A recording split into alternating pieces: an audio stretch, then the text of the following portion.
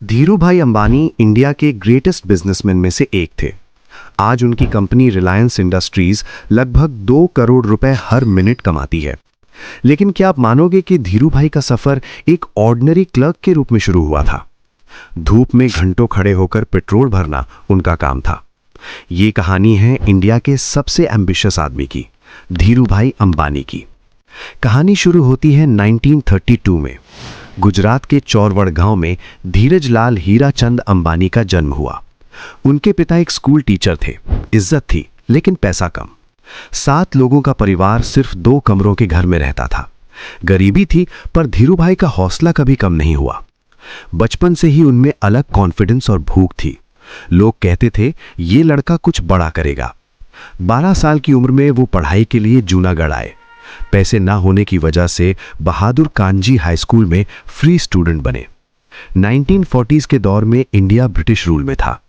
1946 में सिर्फ 14 साल की उम्र में धीरूभाई ने अपने दोस्त कृष्णकांत वखेरिया के साथ जूनागढ़ विद्यार्थी संघ बनाया और फ्रीडम मूवमेंट में हिस्सा लिया। 1949 में उन्होंने मैट्रिक पास की, पर आगे क्या? ना पैसा, ना बिजनेस, ना कनेक्शंस। तब उनकी कम्युनिटी की एक परंपरा उनके काम आई। गुजराती लड़के अरब कंट्रीज जाते, 8-10 साल काम करते, पैसा जोड़ते और इंडिया लौटकर बिजनेस शुरू करते। सिर्फ 16 साल की उम्र में धीरूभाई एक स्टीमर पर चढ़कर एडन चले गए, घर से 2400 किलोमीटर दूर। एडन में उनका इंटरव्यू ए बेसे एंड कंपनी में हुआ। कंपनी रेड सी रीजन के 80% ट्रेड को कंट्रोल करती थी। इंटरव्यूअर भी गुजराती थे, मंगन भाई पटेल। उनसे टाइम्स ऑफ इंडिया का आर्टिकल पढ़कर समरी लिखने को कहा गया। धीरूभाई पास हो गए और तुरंत जॉब मिल गई। शुरुआत में धूप में खड़े होकर पेट्रोल भरना पड़ता था, साथ ही शेल के पेट्रोलियम प्रोडक्ट्स का मार्केटिंग काम भी करते थे। बाद में इंटरव्यूअर ने कहा उसके चलने का तरीका ही अलग था, जैसे उसे कहीं पहुंचना हो और टाइम बहुत कम हो। 1950s में धीरूभाई ने एक बड़ी चीज नोटिस की। एडन की करेंसी यमनी रियाल, उसके अंदर जो सिल्वर था उसकी वैल्यू कॉइन की वैल्यू से ज्यादा थी। 10 पाउंड में कॉइन खरीदो, पिघलाओ, सिल्वर 12 पाउंड में बेचो, सीधा प्रॉफिट। धीरूभाई ने वही किया। 3 महीने तक कॉइन्स मेल्ट करके सिल्वर लंदन भेजा। जब कॉइन्स मार्केट से गायब होने लगे, अथॉरिटीज को शक हुआ और काम बंद करना पड़ा, पर तब तक वो लाखों कमा चुके थे।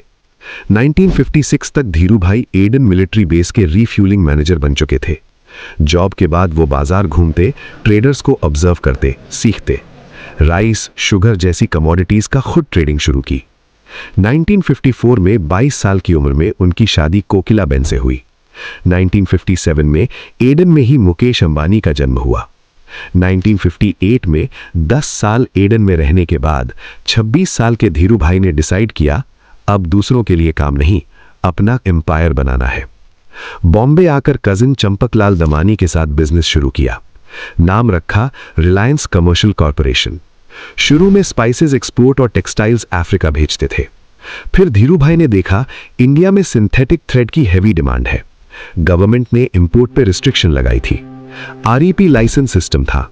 धीरूभाई ने एक्सपोर्टर्स से लाइसेंसेस खरीदना शुरू किया और सिंथेटिक थ्रेड इंपोर्ट पे कंट्रोल बना लिया।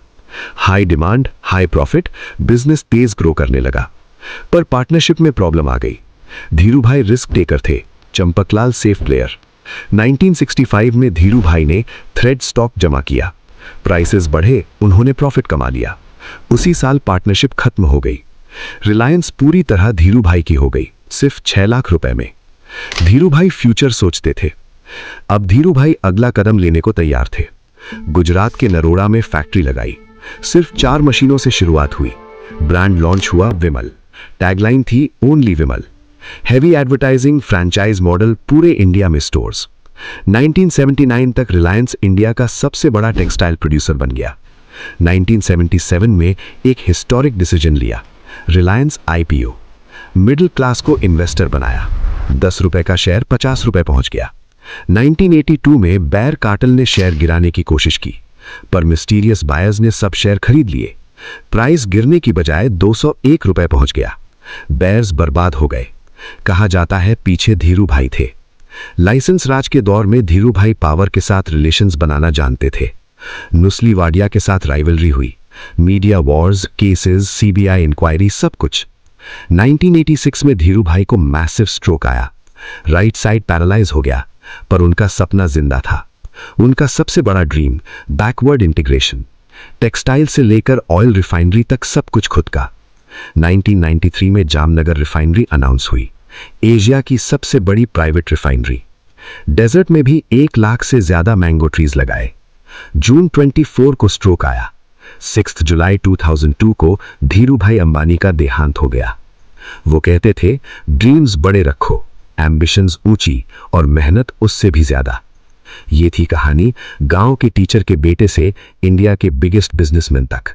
ये थी कहानी धीरू भाई अंबानी की।